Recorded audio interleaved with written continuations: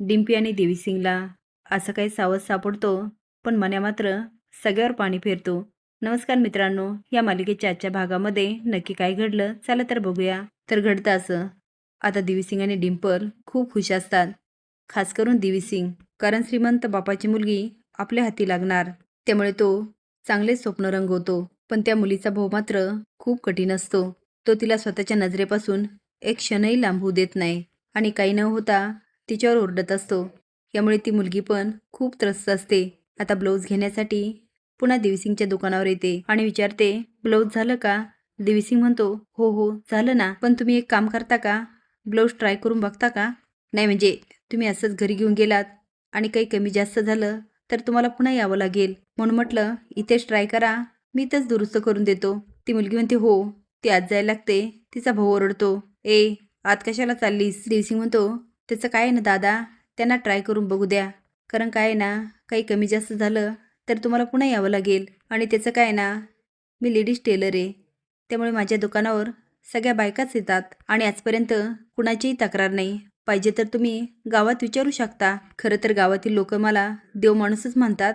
मी त्यांना सांगितलं मी कसला देव माणूस, पण आता त्यांना माझ्यामध्ये काहीतरी चांगलं दिसलं असेल म्हणूनच देव माणूस म्हणतात. म्हणून म्हटलं तुम्ही अजिबात काळजी करू नका, त्यांना बघू द्या ट्राय करून. आता तो काही बोलणार तेवढ्यात डिंपल येते आणि म्हणते, वय दादा मी आहे की, तुम्ही कशाला काळजी करता? ताई चला आतमध्ये, आमचा गोपाळ दादा ना लई चांगला आहे, तुम्ही अजिबात घाबरू नका, चला ट्राय करा.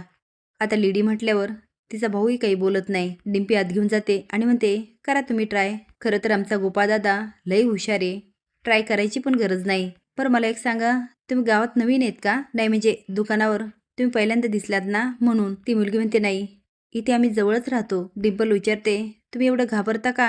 आणि तुमचा भाऊ एवढा काय रागात असतो? बावरी म्हणते, आता काय सांगायचं, माझं नशीबच फुटकं, मला असा भाऊ मिळाला. आता डिंपलच्या तर पथ्यावरच पडतं. डिंपल म्हणते, काय झालं? आणि त्या मुलीकडून सगळी माहिती काढते.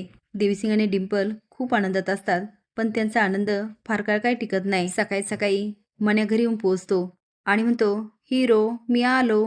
त्याला बघून देवीसिंग आणि डिंपलच्या पायाखालची जमीनच सरकते.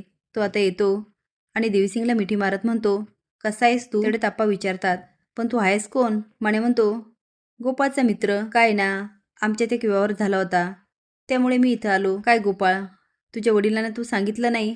आणि काय काय हिरोईन, तू इथं काय करतेस? डिंपल म्हणते, म्याते. तेवढे तिथे जामकर येऊन पोचतात. बाहेर गाड्या बघतात आणि आवाज देतात, दोन बायकावाले देशमुख, आज पण काही कार्यक्रम आहे की काय?